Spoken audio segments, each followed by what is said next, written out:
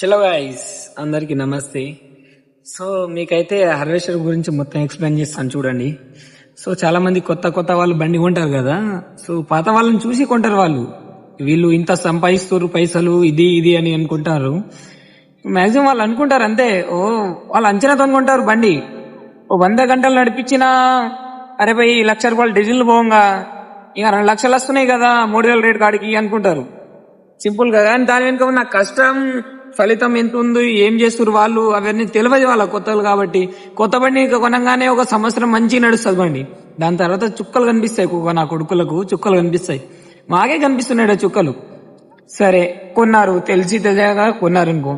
సరే మళ్ళీ దీన్ని అమ్మేద్దాం, మళ్ళీ దీన్ని అసలు కొనద్దు అనుకునే టైంలో ఏం చేస్తారంటే, ఇప్పుడు కంపెనీ అని ఊరుకోదు కదా, దానికి ఒక ప్రాసెస్ ఉంటది.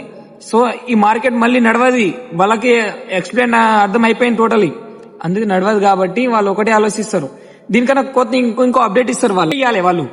ఇప్పుడు బండి సడన్ గా హెచ్పి ఎక్కువ పెంచుతారు. ఇప్పుడు మనకు 102 ఉంది, ఇప్పుడు 110 వచ్చింది గేర్ బాక్స్.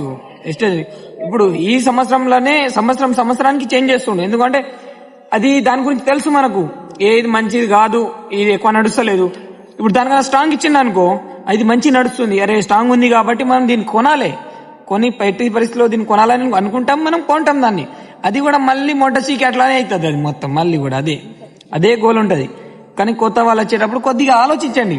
బండి తీసుకున్నప్పుడు కొద్దిగా ఆలోచించి తీసుకోండి. ఇది ఏదైనా సరే.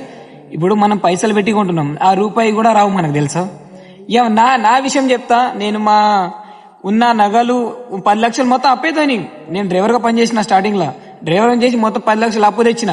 ఇక మిత్తిలకే సరిపోతున్నాయి ఈ బండ్ల పైసలు మొత్తం. ఈ బండికి పెట్టడానికి ఆ మిత్తిలకే పోతున్నాయి, అంతేగాని 1 రూపాయి కూడా అప్పు నేను తీరలేదు అసలుకి. ఈ డీజిల్లకు, దీని మెయింటెనెన్స్ కు, డ్రైవర్లకు, దీనికి వీటిలకే అయిపోతున్నాయి నా బతుకు మొత్తం. ఏది వచ్చినా ఏమీ రాదు మనకు అసలుకి, రూపాయి కూడా రావాలన్నా కష్టమే, కష్టపడితేనే. ఇప్పుడు మేము ఇంటి డ్రైవర్లు ఉన్నాం కాబట్టి మాకు ఏమనిపిస్తలేదు. బయట వాళ్ళు అయితే డ్రైవర్లు వాళ్ళు ఉంటారు, ఒక మాట అన్నా కూడా. ఇప్పుడు దేనైనా తాకించి వెళ్ళిపోయినారు అనుకో, మన బండి ఆనే పడి ఉంటది. ఇప్పుడు ఏం చేయలేం దానికి మనం అసలుకి. ఏం చేస్తాం? కొద్దిగా కొనేటప్పుడు ఆలోచించి కొనండి గాయస్. ఎందుకంటే కష్టాలు ఉంటాయి. లేదు నేను కష్టాలైనా పడతాను చేస్తాను అంటే కొనండి, ఏ బండి అయినా కొనండి. మన ఏ ట్రాక్ బండ్లు ఏదైనా సరే లైఫ్ ఇస్తాయి.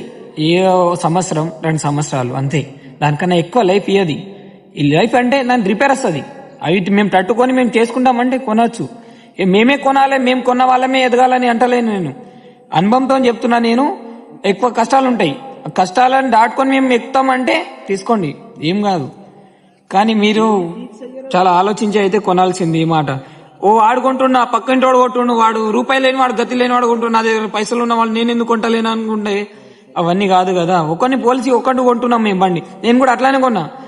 నాకన్నా చిన్న పోరడు కొంటే ఇక నాకేమో, నాకు పనొచ్చు అన్ని దేశాలు తిరిగి వచ్చినా నేను అన్ని చేస్తా అని నేను కూడా అనుకున్నా. కానీ ఇట్లా అవుతుందని నాకు కూడా అనుకోలేదు కదా. ఇట్లా అవుతుంది. ఇప్పుడు పరిస్థితి అన్ని అనుకూలంగా మన సైడే నడవాలంటే నడవది. సో కొన్నిసార్లు ఇట్లా నడుస్తూ ఉంటది, నడిపిస్తూ ఉండాలి. చలో గాయస్, మన అకౌంట్ కి అయితే ఫాలో చేస్తారు, లైక్ అండ్ కామెంట్. చలో.